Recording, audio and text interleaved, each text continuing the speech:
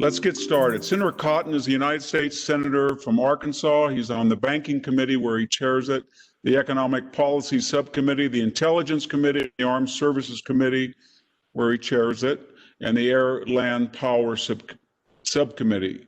He also served in Iraq with 101st Airborne and in Afghanistan with the Provincial Reconstruction Team. It was my honor to review his recent book about the color guard and the role of the military in funerals, and it was a wonderful read, and I'm glad it was a privilege to review it.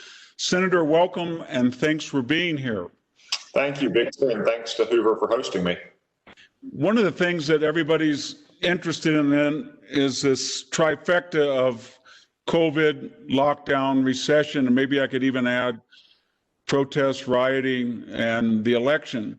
But one thing that's come up about the relief package, how do you balance the need for liquidity in this time of recession and the need for support for the unemployed, with the fact that we may be hitting $4 trillion in a deficit, and in some instances, people are receiving more money by staying home than going out to work, and yet the whole issue has been weaponized by the left. Is there any way out of that conundrum? Victor, I think it's important that we remember the differences between March, when we unanimously passed the CARES Act, and where we are now. In March, we still knew virtually nothing about this virus and the course it was going to take in our country and the impact it would have on our economy and on the jobs of our workers. And in fact, virtually the entire country was locked down for much of March and April. So you had millions and millions of Americans who were out of work through no fault of their own, businesses who had been shuttered through no fault of their own. All the fault lay, of course, with the Chinese Communist Party for unleashing this virus on the world. So we took certain measures then to ensure liquidity in the economy, to prevent markets from seizing up and having a systematic fault in our markets, and also to ensure that our families could put food on the table for their kids and put a roof over their families' heads at night. Yeah. We know a lot more now than we did back then. Most states have reopened their economy to greater or lesser degrees. There are a few industries left that are still totally shut. There are still some, of course, like large performance venues, concert halls, sporting events. In many states, bars, restaurants, gyms are still struggling to get back into anything like normal. But we have a much better grasp of what the challenges are that lie ahead. So this time, we want to have a very targeted, calibrated approach to any relief package. So for instance, we don't want to pay people not to work, to pay them more than they would make if they went back to work when their job is open for work again. We don't want to give money away to states without any strings attached, especially states that have been consistently irresponsible in their management practices for decades, like Illinois or Rhode Island, or cities like Chicago, for that matter. We want to focus on what we know the needs are moving ahead, like reopening our schools and getting kids back into the classroom or onto the playing fields, ensuring that our hospitals and our doctors, nurses, have the testing equipment that they need to continue to try to prevent the greater spread of the virus. That would yield a much more targeted and calibrated approach in this upcoming legislation. Unfortunately, that's not what Nancy Pelosi and Chuck Schumer have proposed. Nancy Pelosi has proposed another $3 billion spending bill. In fact, she probably is demanding more than that now, with all kinds of unrelated demands, whether it's for the Kennedy Center or debt relief for the post office or demands for mail-in voting or carbon neutral aircraft in 5 years, all things that she wanted back in March. We should just push all those kind of demands to the side. We should insist that we have a narrow and focused package if we're going to have any legislation at all. Thank you. You know, I think we're all worried about the system of federalism. It doesn't seem to be as resilient as we thought, and it hasn't been challenged like this since the 1860s, it seems to me. And almost every aspect of the federal system, whereas some of the states wanted bailout money that you touched upon, and yet they were not sober and judicious about the way they spent money, and they used this crisis as a way of getting bailed out on other issues that were not related. We've had a lot of disagreement about states locking down religious institutions, but green lighting protests that seem to be anti-constitutional, and the federal government wanted, in some cases, did try to intervene. And then most recently and most worrisome, I don't think any of us in our own lifetime have seen blue state governors, mayors, even in some cases police chiefs, not just uninviting the federal government, but it reminds me of the 1960s and the civil rights movement, when local and state officials tried to stop federal marshals and federal officials from protecting federal properties or civil rights of Americans. Are you worried about the federal system and how it's functioning, or are we going to get through this all right, Senator? Well, I think in many cases, governors and mayors have not acted in a responsible fashion. You alluded to one, as I did earlier, about states and cities that have consistently for decades mismanaged their own finances by politicians essentially trying to buy office by paying off large public employee unions. We ought not require the police officers, the firefighters, the teachers in a fiscally conservative state like Arkansas, where we have reasonable benefit packages and reasonable salaries for public officials, to pay taxes to go to the decades of mismanagement for a state like Illinois or a city like Chicago. But then you raise a second question of federalism, namely the levels of lockdowns or other policies that governors have pursued. Here, I think the administration has taken the right approach. The president has been reasonably exercising his powers to protect constitutional rights where they're challenged. Of course, governors are exercising their state's traditional police powers. That is traditionally a state responsibility. It's not a federal responsibility. We have seen, though, as you say, some arbitrary decisions. Some of them are just kind of baffling. You know, the governor of Michigan, for instance, prohibited certain big box stores from selling seeds or clothing, in fact, required them to tape off those sections of their big box stores, which in effect reduces the footprint of the store without reducing its foot traffic, and therefore increases the number of people who are present in the store on a square footage basis. But then the problems really begin to arise, though, when they begin to encroach on individual rights. And one thing we've seen consistently is that governors have not given the kind of protections to freedom of religion that they ought to and that the Constitution requires them to. So, for instance, to restrict the right to worship has to be the least restrictive possible under the circumstances, yet you've seen arbitrary bans where governors have allowed, in Nevada, for instance, casinos to open up and allow hundreds of people to come back in to gamble, but still only allowing a few dozen worshipers to come in to a church. I guess we have to render unto Caesar's palace what belongs to Caesar's palace under this doctrine.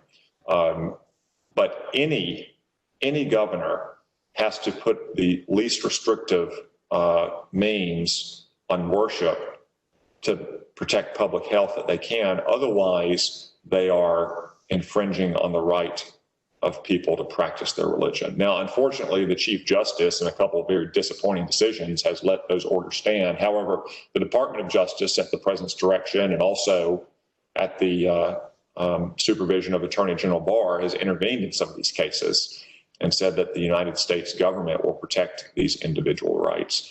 A second category of content, really viewpoint discrimination, in fact, is allowing protests in the streets to continue in violation of a mayor or governor's order simply because the politician approves of the message being delivered. So the worst case to this, of course, was Bill de Blasio explicitly saying he would not enforce his own orders against the Black Lives Matter protests. That is not just content discrimination, that is viewpoint discrimination. One of the most highly regulated areas of government regulations of speech. It cannot be the case that we can practice one of our First Amendment rights in the streets, but we cannot practice another First Amendment right in our churches or even in the parking lots of our churches. So I think the president and the attorney general have gotten that right in making this point and trying to intervene where they can to protect constitutionally enshrined rights. Now, the final point you raised, Victor, is about mayors and governors who are simply turning their backs on the lives and the property of their citizens. And the federal government has an absolute responsibility to defend those, whether it's in Washington, D.C., a federal city, where specialized law enforcement agencies and the National Guard were called out to defend federal property, like Lafayette Park or the Andrew Jackson statue there, or the Emancipation statue in Lincoln Park to the east of the Capitol, or whether it's in Portland. You know, Portland for several days now has had a presence of Homeland Security officers, not to act as a general riot police, but to defend the courthouse there and defend the federal buildings that were under attack. And I don't mean just graffiti and vandalism. I mean, these insurrectionists were trying to break through the doors and the windows. They were launching commercial-grade fireworks into these buildings, trying to burn them down. They were pelting these officers with frozen water bottles or rocks or broken concrete. They were trying to blind them in the eyes with commercial lasers, which they did in fact do right now to 3 officers who still don't have their vision back. If the mayor of Portland and the governor of Oregon don't want federal officers defending federal property in their city and their state, they need to do their duty, which is defend it. Now, we just have breaking news today that the governor of Oregon has reached an agreement with the Secretary of Homeland Security and the Vice President. The Oregon State Police will, in fact, defend that property. If they had just done that all along, those Homeland Security officers would have never had to been deployed in the first place. So by and large, I think the administration has done a pretty good job of striking the balance on these questions of federalism. Where we've seen a lot of politicians come up short is among our mayors and our governors. Yeah, it seemed like the mayors and the governors forgot that one of the catalysts of the Civil War was Abraham Lincoln's decision to defend federal property within the confines of the succession of states, and they forgot in the 1962 and 3, the Kennedy administration made the ruling, and supported by the courts, that individual citizens of certain states had federal rights, civil rights, and it was the duty of the federal government to intervene when they were in danger. So there was a lot of precedent.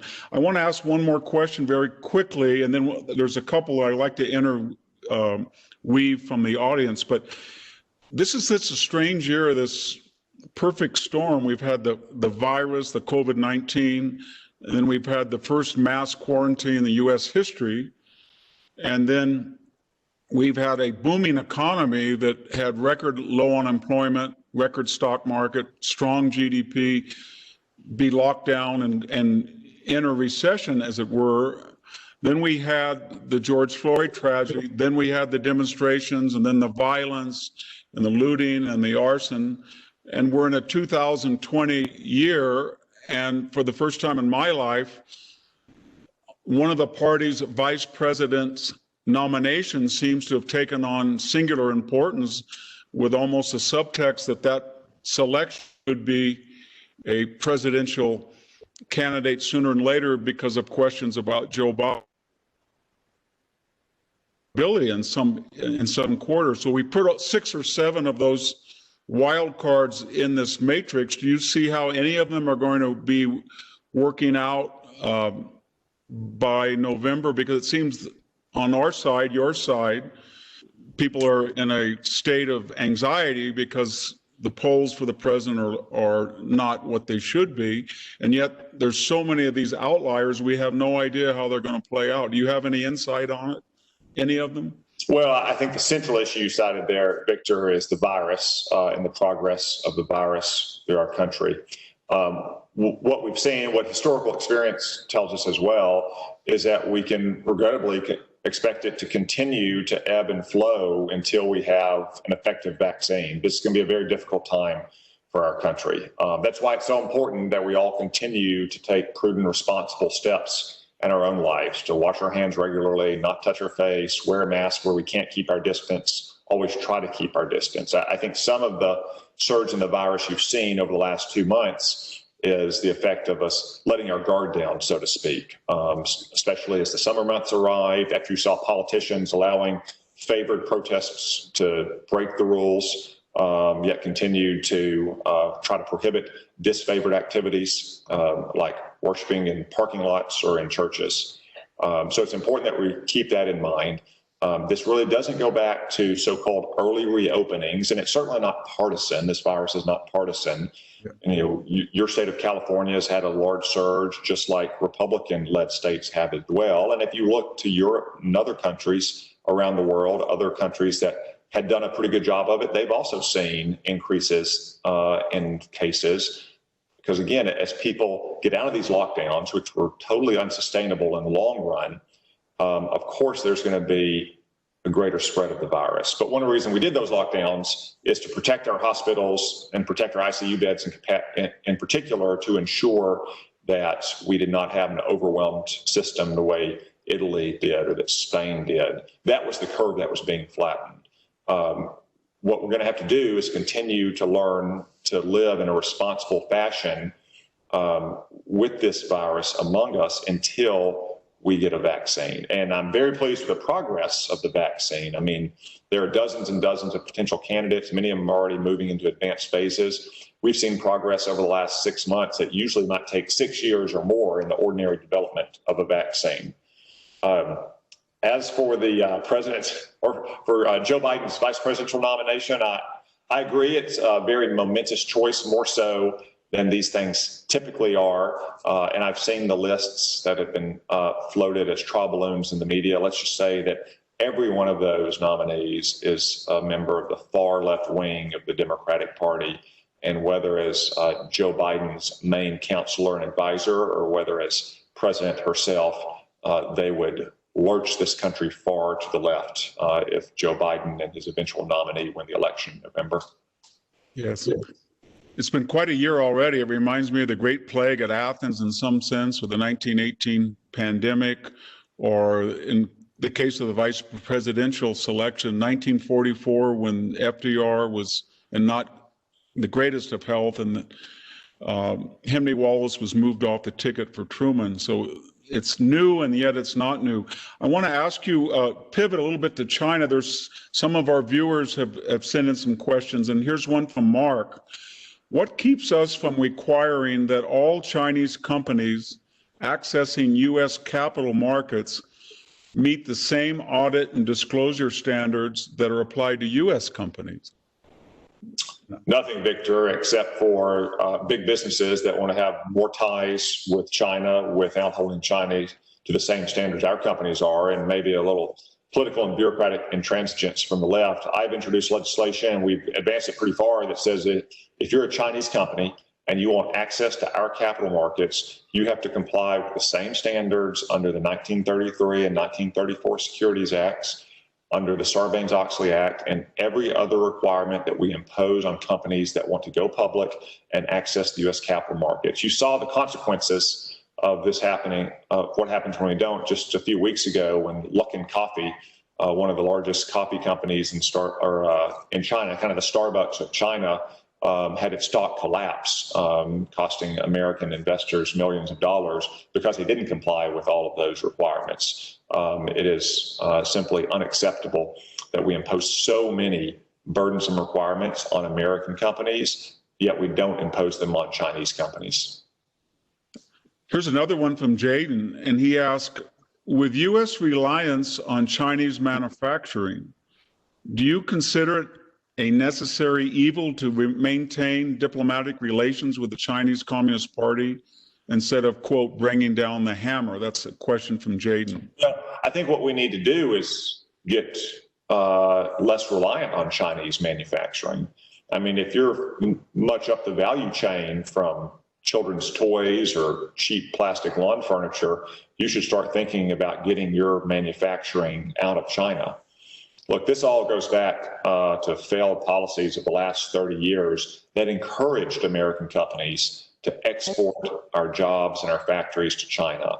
First, by giving China permanent most favored nation status. You remember, Victor, probably a lot of our viewers remember that in the 1990s, this vote happened every year because we knew we couldn't trust China. In 1989, they just slaughtered their own citizens at Tiananmen Square. They continue to have an atrocious record on human rights and on respecting basic rules of international trade. So we had a vote every year. But that meant that companies were unwilling to invest billions of dollars in supply chains in China. That was not a bug of our policy, that was a feature. But as soon as both parties, regrettably, combined to give permanent most favored nation status to China, and then the very next year admitted China into the World Trade Organization without any real means to enforce China's promises, which they haven't kept since then, you had what's sometimes been called the China shock, a massive outsourcing of American manufacturing from the United States to China.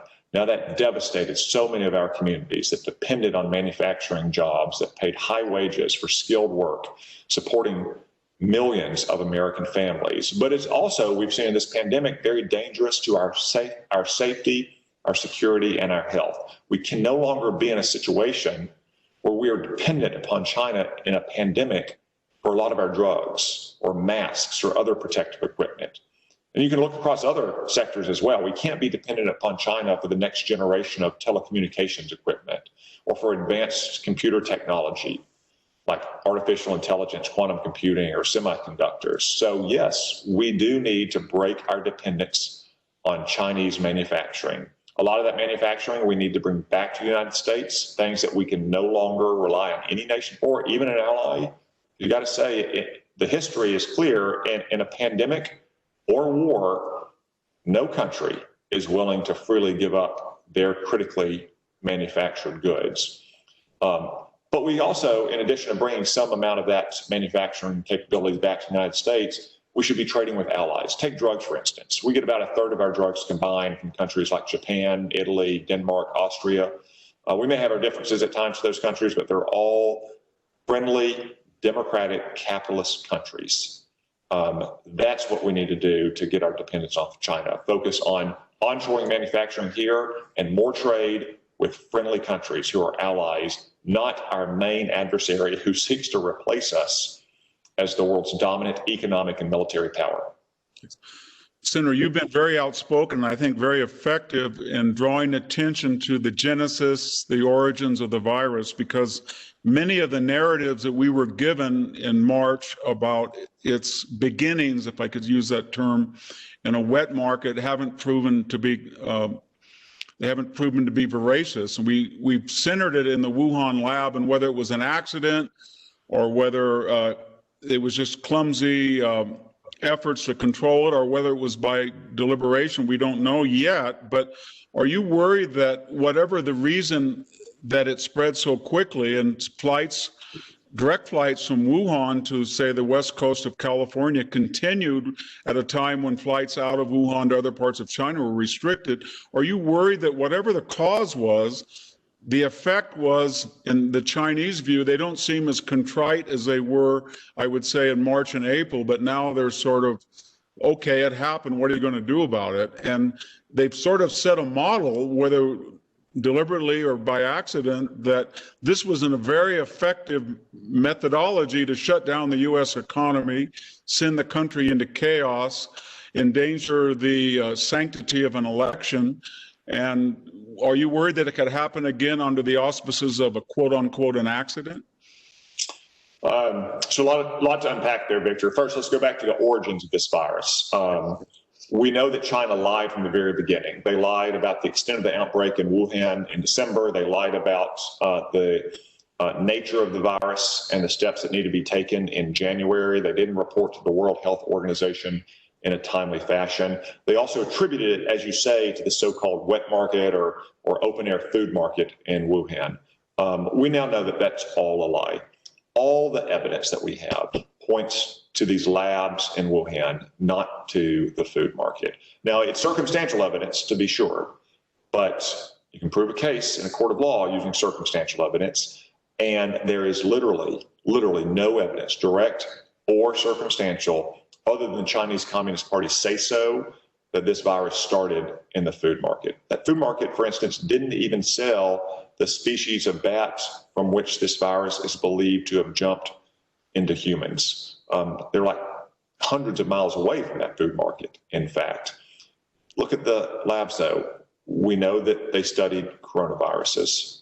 We know that they have a sloppy record of laboratory safety. In fact, American diplomats went to those very labs in 2018 and wrote a memo that's since been released saying that they were worried about the levels of safety there. We know that China spun the truth into lies at great rates in January to try to deflect attention away from these labs. They still have not opened up to the world, either the WHO or other international scientists, and let them inspect what was going on there and try to figure that out. So every bit of evidence we have points to the labs. Now, scientists that have studied the virus itself don't believe that it was modified in any way. But as you say, Victor, simply because it may be naturally occurring doesn't mean it came out of nature as opposed to came out of the laboratory in a potential accidental breach or release of some kind. But even if that's the case, this is all an accident, the Chinese government has now been able to observe how the world, and especially the United States, responds to a global pandemic of this kind.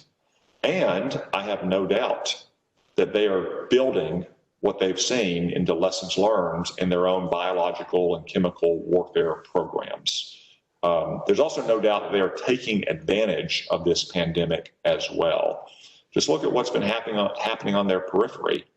They passed a law that cracks down on Hong Kong, that denies Hong Kong the autonomy they promised that Hong Kongers would have for 50 years. They essentially invaded India and killed 20 Indian soldiers. They are continuing their campaign of ethnic cleansing and forced re-education and gulags against religious minorities in Western China. So there's no doubt that China is taking advantage of the worldwide attention on this virus to accomplish long-standing goals. And they've, as you say, become pretty blatant and cocky about it as well. Yeah. Yeah, I think that history is replete with examples of strategies and new technologies and new weapons that nobody really anticipated. In some cases, they were accidentally found or they occurred naturally, and then they were institutionalized to great effect. And that's what I think a lot of us are worried about. From one of our viewers, Senator David, he wants to ask you about, and I think that was quite courageous of you when you wrote that New York Times op-ed piece, but his question is, I would like to hear more about Senator Cotton's experience with the New York Times op-ed piece that he wrote. Well, let's put it in context, Victor. So that was on Monday, June 1, that I first spoke to the Times about that op-ed. It was actually on another topic. Twitter that day had threatened to lock my account and keep me locked out of it forever if I didn't delete a tweet about the riots that they didn't like. So we actually pitched that to the New York Times. They said, we'd rather you lay out the case for using the Insurrection Act if needed. I said, okay, that's fine. I'll do that as well. Because my point on June 1, when you've seen a peak in the rioting and the looting just across the street from the White House and in New York as well, is that we cannot tolerate this kind of mob rule. Of course, we respect the right to protest and demonstrate, and in fact, law enforcement helps protect protesters and demonstrators. But we can have zero tolerance for rioting and looting and for mob rule in the streets. The first line of defense against that is always the local police. The next is the National Guard, as happened a few days later in Minnesota that quelled the riots there. But if the local police either cannot do the job because the numbers are overwhelming, or in some cases they were not allowed to do the job to protect lives and property by left-wing mayors, and the governor won't call out the National Guard, or the National Guard can't do the job for the same reasons, then of course the president has the power under the Insurrection Act, like every other president since the early 19th century, to use federal troops to restore order. It's been done repeatedly throughout our history, as recently as 1992 in the LA riots. It cannot be the case that a power that President Bush and every president before him had is denied to President Trump just because the media dislikes him. Yeah. So I laid out that history and laid out the imperatives to restore order in our streets. And I said, look, of course, this is a last resort, but it has to be available. That's why the president ultimately called in units from, I believe it was the 10th Mountain Division and the 82nd Airborne and had them on standby outside of Washington. Now, he didn't have to deploy them inside of Washington. The National Guard and the specialized law enforcement agencies present in the Capitol were able to restore order. They were able to protect innocent lives and property. But he was right to have them ready. So we gave that op-ed in the New York Times. They actually put the headline on it. It wasn't our headline. As you know, Victor, authors don't choose their headlines. Editors do. They were the one that gave the headline, "Send in the troops." And it published, and then there was a total meltdown of the social justice warriors that manned the newsroom at the New York Times. They took to Twitter demanding that the New York Times retract the op-ed and that the editors and publisher apologize for it. What was most surreal, though, is that for the first day or so, the editorial page editor and the publisher defended the decision to publish it. They said, yes, of course, we disagree with it. It's not our view, blah, blah, blah, whatever, left-wing polite society says on the Upper East Side of New York. But our readers need to hear a diverse set of viewpoints. The response to this is not to try to censor the opinion, but rather to come back with better arguments. Well, that didn't last long because the woke mob coming out of social justice seminars on our college campuses doesn't respect freedom of speech. They don't respect the free exchange of ideas. They want safe spaces to protect them from microaggressions and triggering op-eds by Republican senators. So eventually the publisher is not much more than a woke child himself, actually rolled over, caved into the mob, fired the editorial page editor. They put a long correction on my op-ed. Without, I would note, they never pointed out any factual inaccuracy or other error in the op-ed. They did say it didn't meet their standards. And on that one, I have to agree, it far exceeded their usual low standards. I'll also take credit, though, for the fact that they said that after that incident, they were going to cut the number of op-eds they ran by a quarter. So all of our viewers have had many fewer New York Times op-eds inflicted on them over the last couple months. And I guess I'll take credit for that one, Victor. Well, I think you should.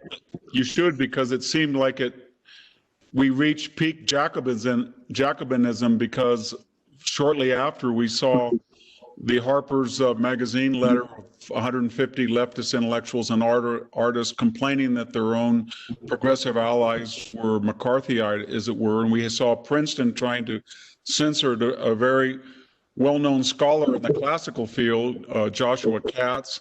We've seen the Goya failed boycott, and maybe if more people like you, Senator, can speak out, it's sort of like a helium balloon that needs to be punctured. It's not that formidable if we sit back, and it is if we sit back. I have a question from Joel, and this is about another issue that you've taken a very leading role in, and kind of sometimes it's almost solitary.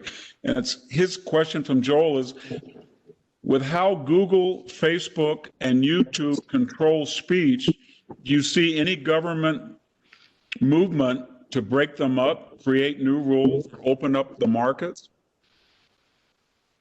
Victor, some of the practices of the biggest tech companies are quite worrisome. I know some of the CEOs of those companies have been testifying in the House today. I've been busy on the Senate, so I haven't been able to watch that testimony. But I think it warrants careful and close scrutiny. We just learned yesterday that it would appear that Google is suppressing Breitbart, a conservative news source, and not showing hits whenever you run basic searches on Google for news that should come up from Breitbart. As I said, Twitter tried to threaten to lock down my account in the middle of the controversy about trying to stop the riots in early June. They didn't give me any good reason. They refused to put anything in writing. It was kind of like dealing with them in a star chamber. And that's for a United States Senator. Imagine what they would do to just an ordinary conservative whose opinion they don't like. You also have seen numerous cases in which these companies have locked down other prominent public figures. I mean, they've tagged the president's tweets. Twitter yesterday, I think, locked down Donald Trump Jr.'s account for 12 hours. They should be scrutinized for any antitrust violations. And in particular, it would appear that Google may be using its monopoly in the search market to monopolize other adjacent markets like online advertising. I've asked the Department of Justice to review that along with other matters related to Google. In the end, I don't see any reason why the search market has to be dominated by a single company. You know, if Google was broke up into 4 or 5 different companies, there's no reason why one of those has to control the search market. I mean, social networks can be a little different because there is benefit from having everyone connected on a single network. You know, if you broke up one of those, they might kind of gradually migrate back together. But what we cannot do is turn a blind eye to the threat that some of the biggest companies in the world pose to the free exchange of ideas in the United States. The fact that they are willing to cooperate with the Chinese Communist Party in some cases, but not with the United States military or our intelligence community. The fact that we give them immunity from legal liability on the condition that they not act as editors and curators of content, yet that's exactly what they've started doing. These are all issues that we need to explore very carefully, because in today's world, if you cannot have reasonable and fair access to online sites, then you essentially are being denied the ability to make your voice heard. I know you have to return to have a Senate vote in just a few minutes. This will be our last question. I think we're living in very unusual times. I can't remember, I don't think our viewers can, at a time when we see violence in the streets. And as you pointed out, what's different from the 60s is that whatever one's political persuasions were, most of the governors, most of the mayors, most of the police chiefs were in unison that they had to stop the violence first and then adjudicate whatever protest demands were made, whether they were fair or unreasonable. But this time, it's almost that part of the tradition, the establishment, whether it's big tech or the entertainment industry or the media or these local and regional and state officials, seem to be almost sympathizing with the people employing violence. And so that begs the question, is there going to be a pushback? We saw that in the 60s, but so far, the so-called silent majority, if it's either silent or if it's even a majority, haven't spoken out. You've been one of the few senators to really take a stand on these issues, but are you sometimes worried that there's not more elected officials, Democratic and Republican, that haven't spoken out, say, this is crazy? You can't burn a courthouse down. We saw that Senate testimony yesterday, the House testimony of Attorney General Barr. But well, yeah, Victor, it does worry me, especially when you see those who are charged with defending innocent lives and property, the mayors and the governors who are refusing to let their police do their job. I mean, we've seen so many police chiefs around the country who say that we are ready and willing and able to stop this violence, to protect both the protesters and demonstrators who are obeying the law and to protect lives and property around them. But what we cannot tolerate are the infiltrators who have hijacked some of these protest movements and used them for violence, used them for their own purposes. And those chiefs of police are saying that they're simply restrained from doing so. I think yesterday's hearing was very worrisome because you saw so many elected Democrats in the House refusing to acknowledge the simple proposition that you ought not attack and try to burn down a federal courthouse with federal officers inside of it. Now, there has also been in the last few days, I think probably in part because of the spectacle yesterday, several other leading Democrats or liberal thinkers who have said that, you know, these Antifa agitators in Portland might as well be flying the Make America Great flag again, because they recognize that it is deeply offensive to most Americans to see attacks on our police, to see attacks on public buildings, to hear calls for defunding the police. So there may not be a lot of politicians speaking out about this, but I do think that majority it may be silent right now. I think it's going to speak out in November, though, if some of these mayors and governors don't restore order to their streets. Well, that's a big $64,000 question, and I hope so. Thank you so much, Senator, for taking time out of your busy day for the Hoover community and the viewers that are watching. And we really appreciate it. There's going to be another great conversation in our series, Capital Conversations, at 11 o'clock on August 5th with U.S. Senator Marsha Blackburn and Michael Ostlund. And it's going to be on a range of important topics on China. And you can learn more about this particular August 5th event at hoover.org, and then indeed Capital Conversations in general. So thank you for joining us today, and I hope you'll tune in on August 5th. And for the Hoover Institution, this is Victor Davis Hanson, thanking you for being part of the audience today.